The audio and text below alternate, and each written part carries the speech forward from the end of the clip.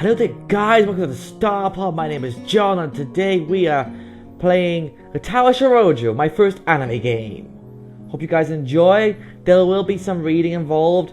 This time I am going to give it a full try and put some voices in for you guys and make this interesting. So let's give this a shot and see how we go. Hope you guys enjoy it.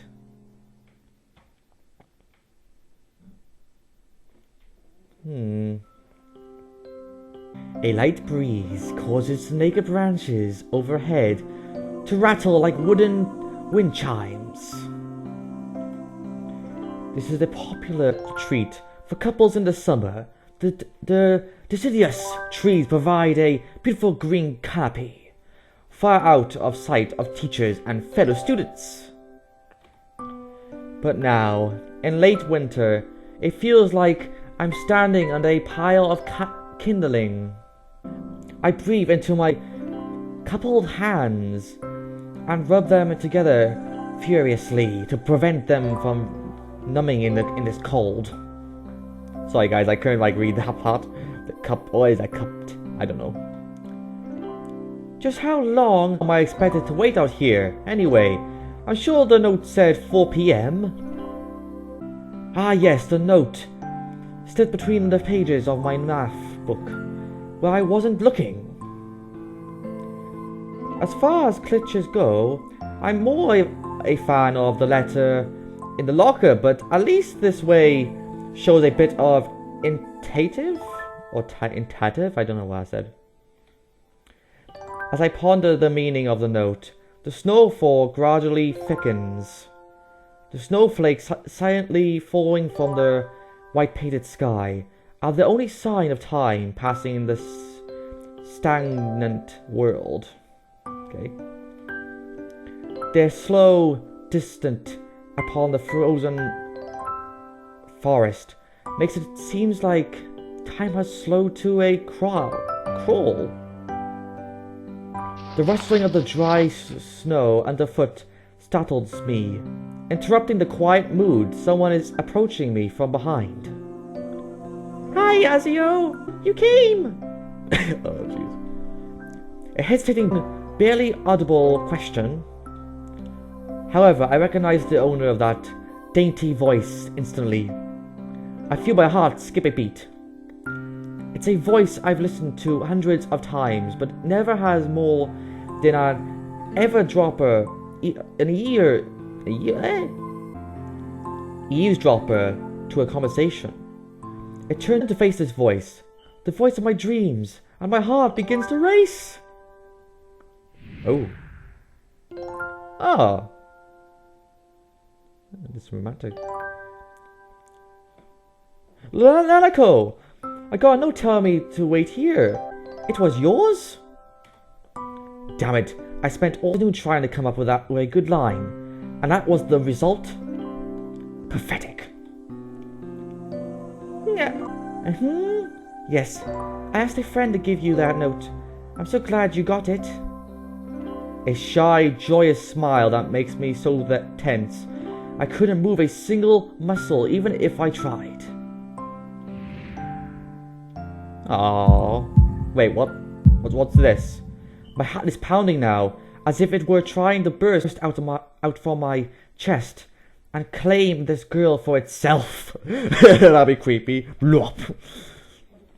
That's not good though. That doesn't sound good, I guess. But he could just be nervous. So here we are, out in the cold. Once again, the wind stirs up the branches. The cacophonous noise is music to my ears. Like, what does that mean? The Monarcho flinches ever so softly against the gust of the wind. As it passes, she rights herself as if supported by some new confidence. Her eyes lock with mine, and she lazily twirls her long dark hair around her finger. All the while, the anxious beating of my heart grows louder.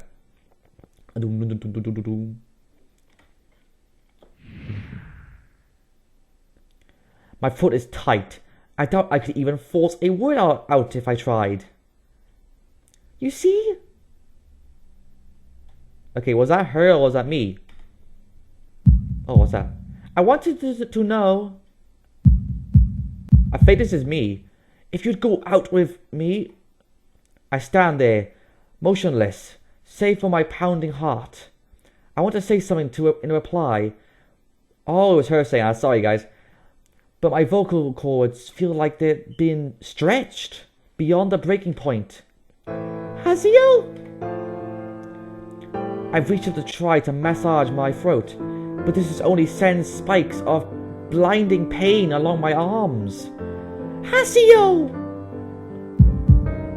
My whole body freezes, save for my eyes, which should open in terror.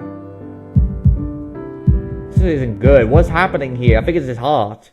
Hasio! The beating in my chest suddenly stops. I go weak at the knees. Ooh. The world around me, the canopy of branches, the dull winter sky, Lanako running towards me. All these fade to black. The last thing I remember before slipping away are the sounds of Lanako screaming for help and the innocent clatter of the branches above. I guess he had a heart attack because he was so excited? Oh, poor guy. On the day he finds he gets to have her as well. Well, gets to actually have her opportunity to ask her out.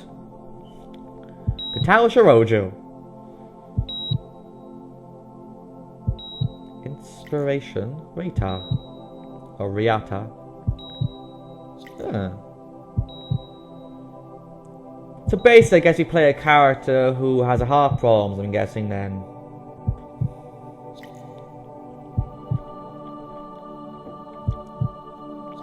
Not bad, like, beginning of the story though, like, look at this, art and credits, it's not bad.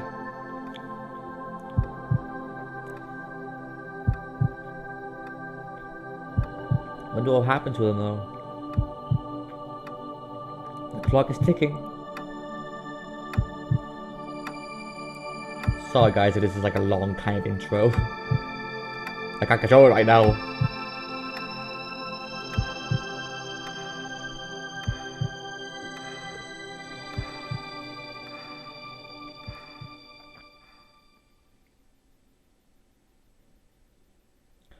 It's been 4 months since my heart attack. Now in the hospital. In that whole time, I can probably count the times I've left this hospital room unsupervised on one hand. 4 months is a pretty long time when you're left alone with your thoughts, so I've had plenty of time to come to terms with my situation. Arrhythmia? A strange word, a foreign alien one that you don't want to be in the same room with. A rare condition, it causes the heart to act irregularly and alternately, I can't read that, beat way too fast. It can be fatal. Apparently I've had it for a long time. They said it was a miracle that I was able to go on so long without anything happening. Is that really a miracle? I guess it was supposed to make me feel better, more appreciative of my life. Was more appreciative. It really didn't do anything to cheer me up. My parents, I think, were hit harder by the news than I was. They practically had to hemorrhages a piece. I hate these words. I had already had a full day by then to digest everything to them. It was all fresh. They were even willing to sell our house in order to pay for a cure. Of course there isn't a cure. There never is there? Because of the late discovery of this condition, I've had to stay at the hospital to recuperate. They should just like say recover really from the treatments. When I was first admitted, it felt as if I was missed. For about a week, my room in the ward was full of flowers, balloons, and cards.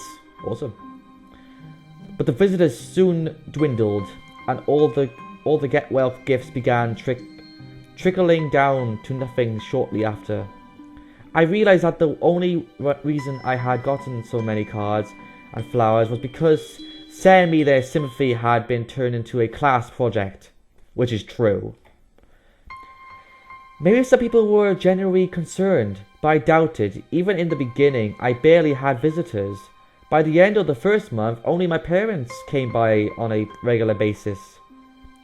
Nanako was the last to stop visiting. After 6 weeks, I never saw her again.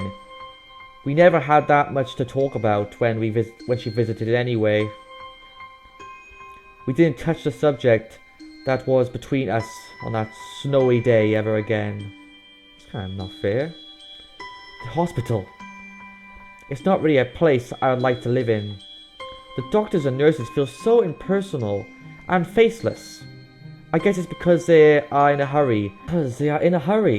And they have millions of other patients waiting for them, but it makes me feel uncomfortable. For the first month or so, I asked the head of Kodogris, whatever it is, every time I saw him for a rough estimate of when I'd be able to leave. He never answered anything in a straightforward way, but told me to wait and see if the treatment and the surgeries worked. So I ideally observed the scar that those surgeries had left on my chest slowly change in its appearance over time, thinking of it as some kind of omen. I still ask the head of cadres about leaving, but my expectations are low enough now that I'm not disappointed anymore. When I don't get a reply, the way he shuffles around the answer shows that there is at least some hope. At some point, I stopped watching TV. I don't know why. I just did. Maybe it was the wrong kind of escapism for my situation. I started reading instead. There was a small library at the hospital, although it was more like a storeroom for books. I began working my way through it, one small stack at a time. After consuming them, I would go back for more. I thought that I liked reading, and I think I even became a bit addicted. I started feeling naked without a book in my hands. But I loved the stories. That was what my life was like. The days became increasingly harder to distinguish from each other, differing only by the book I was reading and the weather outside. It felt like time blurred into some kind of goozy mass. I was trapped inside instead of moving within. A week could go by without me really noticing it. Sometimes I pause in realization that I don't know what day of the week it was.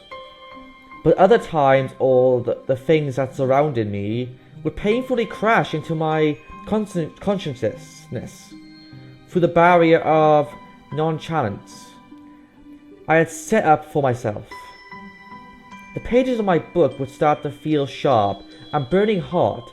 The heaviness in my chest would become so hard to bear that I'd had to put the book aside and just lay down for a while, looking at the ceiling as if I was going to cry. But that happened only rarely, and I couldn't even cry. Today the doctor comes in and gives me a smile. He seems excited, but not very. It's like he is trying to make an effort to be happy on my behalf. My parents are here. It's been a few days since I've seen them. Both of them are even sort of dressed up. Is this supposed to be some kind of special occasion? It's not a party. There's a ritual the head has. He takes his time sorting his papers, then setting them aside as if to make a point of the pointlessness of what he's just did. Then he casually sits down on the edge of the bed, next to mine. He looks me in the eyes for a moment. Hello, Hezio. How are you today? I don't answer him, but I smile a little back at him. I believe that you could go home. Your heart is stronger now, and with some precautions you should be fine. We have all your medication sorted out. I'll give your father the preparations.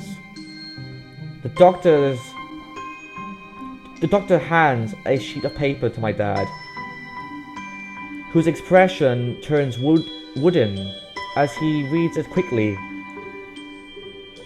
So many.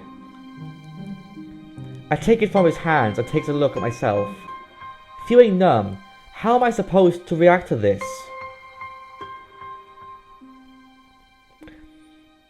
The absurdly long list of medications staring back at me from the paper seems insurmountable. They all blend together in a sea of letters. This is insane. Side effects, adverse effects, contradictions, and dosages are listed line after line with cold possessions. I tried to read them, but it's so fuddly. I can't understand any of it. Attempting to only makes me feel sicker. All this for the rest of my life, every day? I'm afraid that this is the best we can do at this point. However, new medications are always being developed, so I wouldn't be surprised to see that list fade over the years. Years? What kind of confidence booster is that? I'd have felt better if he hadn't said anything at all. Also, I've spoken with your parents. We believe that it would be best if you don't return to your old school. What? Please calm down, Hazuo. Listen to what the doctor has to say. Oh, sorry, Dad. Calm down? The way he says it tells me he knew full well that I wouldn't like it. Am I going to be homeschooled?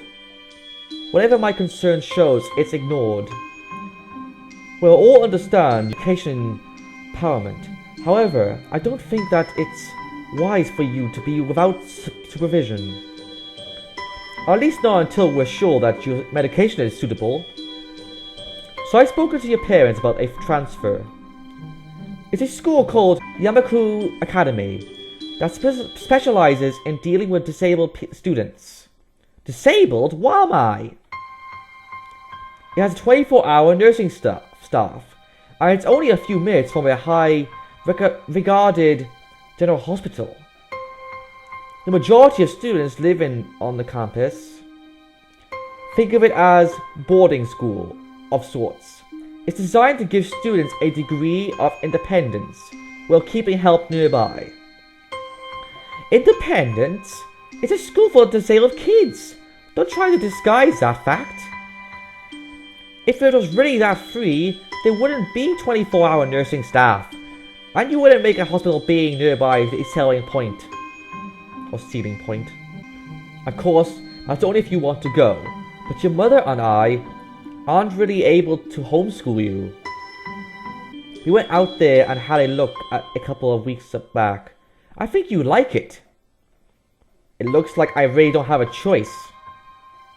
Compared to the other heart problems, people with your condition usually tend to live long lives. You need a job one day, and this is a good opportunity to continue your education. This isn't an opportunity.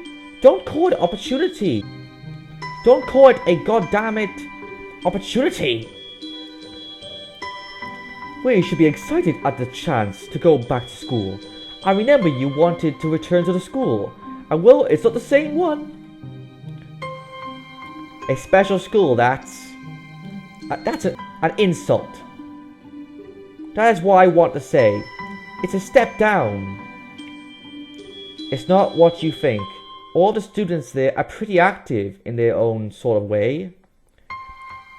It's geared towards students that can still get around and learn, but just need a little help in one way or another. Your father's right.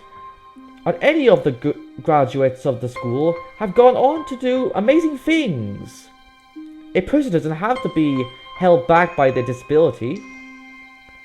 One of my colleagues in another hospital is a graduate. I don't care. A person doesn't have to be held back by their disability. That's what a disability is. I really hate that something so important was decided for me. But what can I do about it? A normal life is out of the question now. It's funny, I had always thought my life was actually kind of boring, but now I miss it. I want to protest. I want to blame this lack of reaction on shock or fatigue. I could easily yell out something now, something about how I could go back to school anyway, but no. I don't say anything. The fact is that I know it's futile. I look around the room, feeling very tired of all this. I don't see anything that would make me feel any different. There really isn't a choice, I know this, but the thought of going to a disabled school, what are those even like? As much as I try to put a positive spin on this, it's very difficult. But let me try. A clean slate isn't a bad thing. That is all I can think of to get me through this. At least I still have something, even if it's a special school. It's a fresh start, and my life isn't over. It would be a mistake to just resign myself to thinking that. At the very least, I'll try to see what my new life will look like. I put like, so that's what I thought would be said. Oh well.